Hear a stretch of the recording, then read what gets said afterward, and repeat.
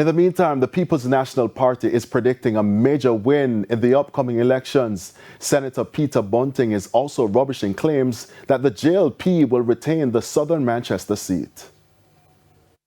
The race is on, and according to the experts, it's too close to call. In the latest Don Anderson polls conducted between August 2 and 11, respondents were asked, if the election were called no, which party would you vote for? 35% the PNP, 34% the JLP, 14% are still not sure, and 17% of respondents say they're not planning to vote. But in an interview with TVJ News on Thursday, the PNP's Peter Bunting provided a different perspective. At the end of the day, it's not the national polls, it's a seat by seat.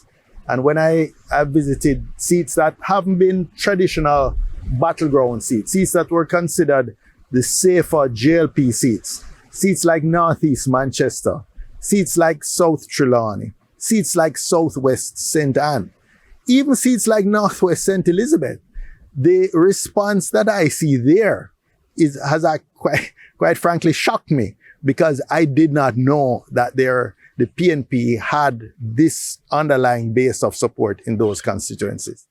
Mr. Bunting, who's also the PNP's candidate for Southern Manchester, has been critical of the government's handling of crime. The JLP is critical of him for moving from one constituency to another after his 2020 election loss. The JLP also pulling all the stops to ensure he's defeated in the upcoming polls.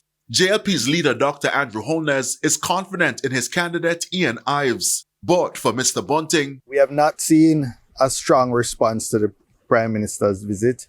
I've said, he was wandering around Manchester and South Manchester in particular into the wee hours of the morning, like a lost soul, literally. It sort of gave a sort of ragtag or chaka-chaka appearance for a Prime Minister to rush into a seat the day after nomination. Clearly, it is the priority seat. And it is the sort of privileged position I'm accustomed to. I enjoyed that in 2011.